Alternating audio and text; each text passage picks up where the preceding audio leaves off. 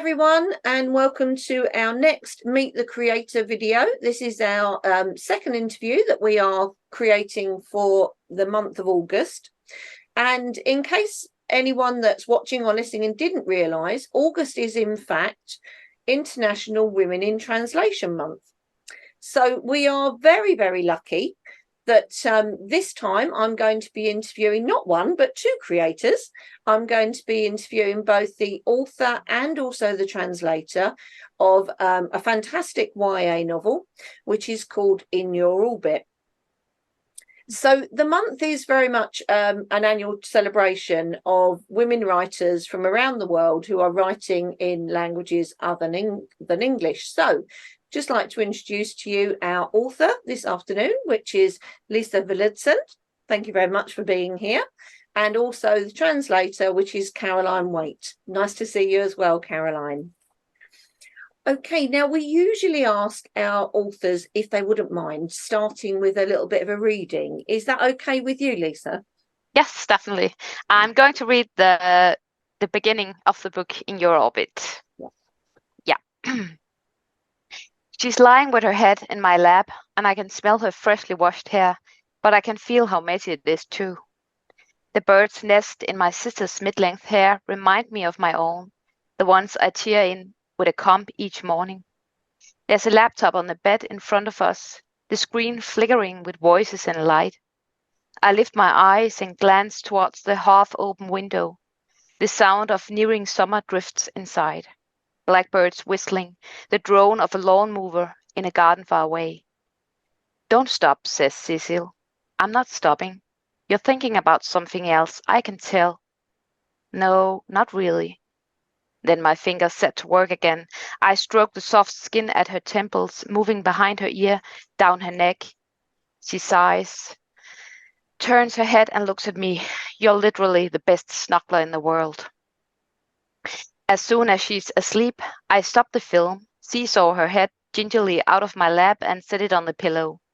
Her breathing is already heavy. There's a calm about her that's never here when she's awake. Jonas has texted asking if I'm up for ice cream at the harbor tomorrow once we're done with class, so we can start planning for when we go interrailing. I tell him sure, then I ask what he's doing. Got dragged to this crappy mini golf place, kicking Oliver's ass, he writes. He sends me a picture of himself. It must have been taken by his older brother, in which he's got a club balanced across the back of his neck and shoulders, and his arms resting over the shaft. It might actually have looked macho if it wasn't for the yellow bucket hat perched on his head and the cheesy grin plastered across his sunburned face. What are you up to? Movie, killing time. Go get some sun. And look like you? LOL. Sunscreen gives you spots, is his parting shot.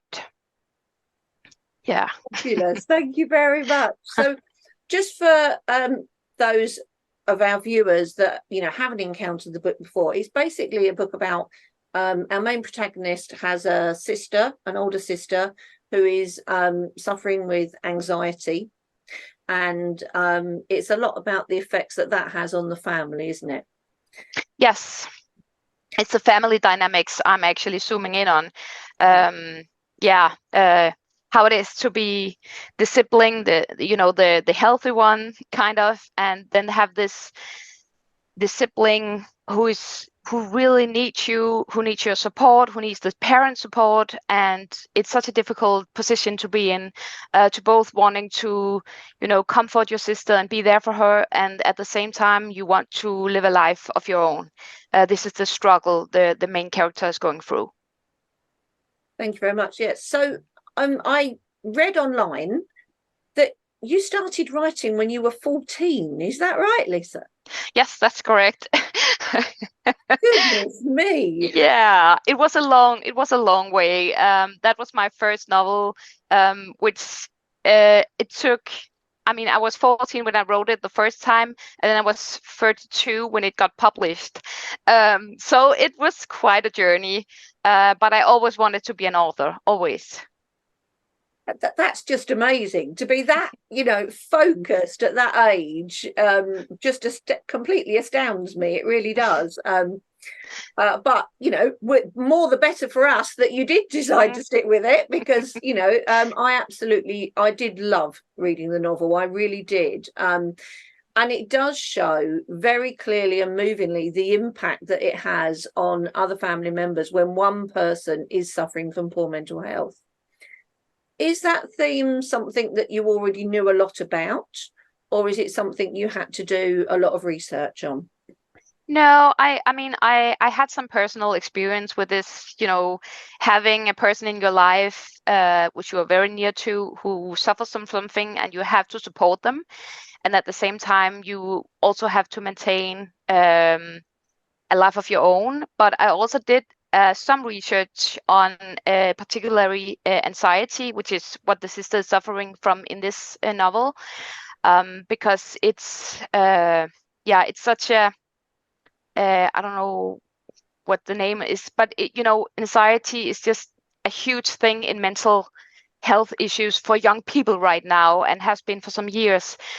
So many people are struggling with anxiety. I had some of it myself one time, and it's just, anxiety is something that just makes the world stops, and it so many people just get crushed in this mental illness. So I had to do some research, but also I kind of looked into myself and took my own experiences and people I know and dragged them into the book.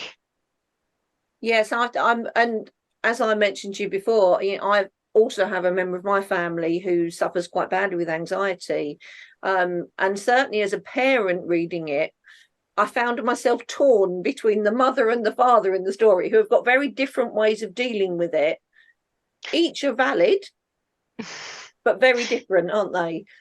Yes, they are very different. And that was something I wanted to show, because the mom is kind of this, you might say, curling mama who's really trying to do everything she can to fulfill her daughter's wishes. So she won't go to school. Oh, it's okay, you can stay at home. While the father, it's like he doesn't want to recognize how huge the impact is on his daughter. So he's like, you need to finish school. Come on, you need to eat dinner with us. We can't let her lie in her bed all day.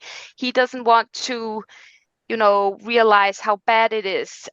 So these two positions are kind of extreme, but I wanted to show them and then let Astrid, the main character, be in the middle, because she's also torn between this.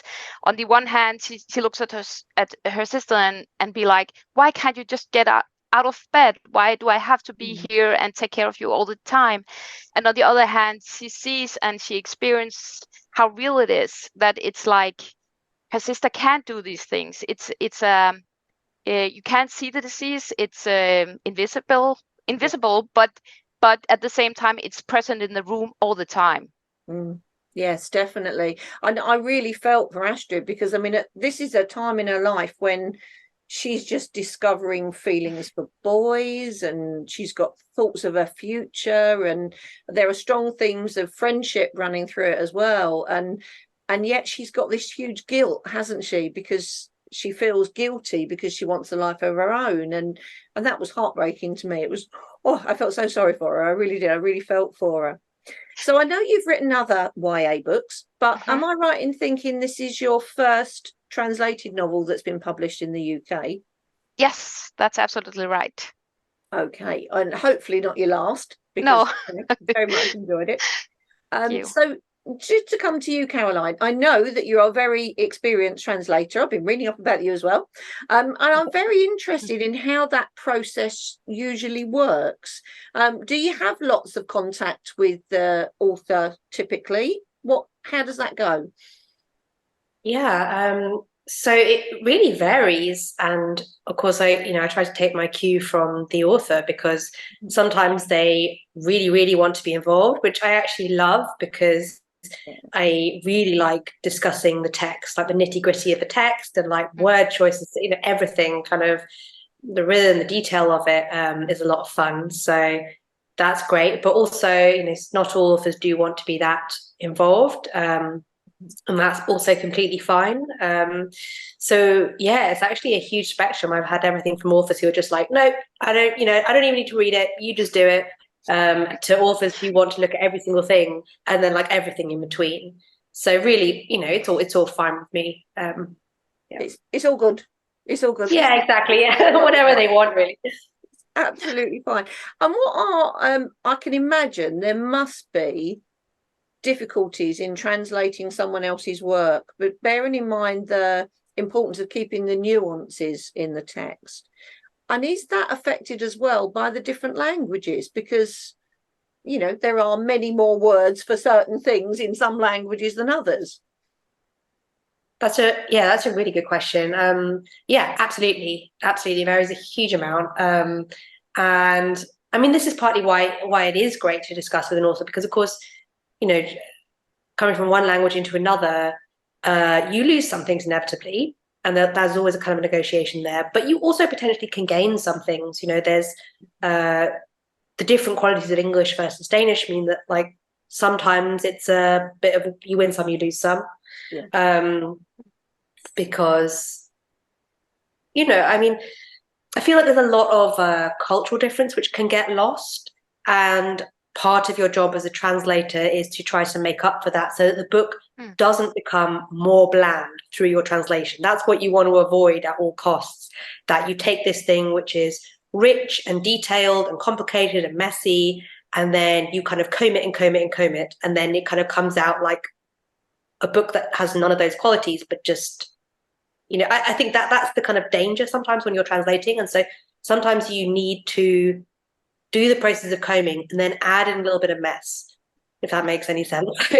So part of the process of translating is like the opposite of polishing. I find it's the careful messing up at the right moments, or just introducing a little bit of texture back in that can be lost. It doesn't come across as staid and just a dry text. Yeah. Well, yeah, so it has character, exactly. And I think sometimes, if you just kind of do something as if you're Google Translate or whatever, it does end up with this very, it's just kind of dull, characterless structure, which is not, of course, a reflection of the original, right? You want to keep that kind of life and character and verve and all of that stuff. So that's really your main challenge as a translator. Well, you've definitely overcome that. I have to tell you that the book is full of life. Absolutely. Full of mess, yeah. Which is what you need. We all need a bit of mess in our lives. Come on, Exactly, and it's a thoroughly enjoyable read. I absolutely loved it. I found it very fascinating as well, what you say about, other cultures and customs and things. I found that really interesting, particularly and something that perhaps Lisa you can explain a little bit more, the caps when they graduate. I'd never heard about that. Caps. Oh yeah, well, studenter who we call it in Danish. Well, in Denmark we have this it's a white kind of it's a white cap, and then with a black, I think a black front, and then it's a red thingy if you went to the gymnasium, as they do. Yeah, so basically you are offered this hat. You have to buy it yourself, of course, but basically everyone does it. So you run around in the cities and just showing your cap, and people are saying, "Oh, congratulations!" when you see these young folks with these caps on. So it's quite a nice tradition, I think. And we see students with these hats all over the place in the early months of summer. It sounds absolutely wonderful. It sounds like a real event, and something, a celebration, which I thought was absolutely fantastic. And even down to putting their final grade on their caps. And I thought, well, goodness me, I think that's a wonderful idea. Yeah, you do that, and then you write also sentences for each other, like don't you forget about me, and let's meet in 10 years and stuff like that. Or you can have a little love letter from someone who you have some fling with and stuff like that. So it's really a nice tradition. Which we do have over here, but it tends to be when you leave secondary school, then it's usually a white shirt. And usually you'll get people to sign you white. I've still got mine from school all those years ago. I've still got my white shirt with the messages on. I'm not in contact with any of the people, but it's still a lovely memory. It's still a lovely memory to have. So are we allowed to ask what you're working on next? Yes, definitely. Right now I'm working on a youth novel called Club of the Massive Black Holes. And it's a story about a group of 6 young people who are getting together in a group for lonely youngsters. And it's a realistic novel, and it's coming out in Denmark in January, this January, next year. Yeah. So excellent. So we'll have to keep our fingers crossed. Yeah, definitely. It comes over here as well. I really hope so. Yeah. And how about yourself, Caroline? Are you very busy with other translations at the moment? Yes, so the one I'm working on at the moment is a book by another Danish author called Maren Uthaug, which is called 11%. Lisa's already heard about me working on it. I love it. But it's a really, really fun book. It's not a YA, this one. It's very much not for the faint-hearted, I would say. They're pitching it as a sort of reverse Handmaid's Tale. So it's a future dystopia where men only make up 11% of the population, and they're kept drugged, medicated and controlled in centers. And so it's a kind of a crazy, but very darkly funny also book.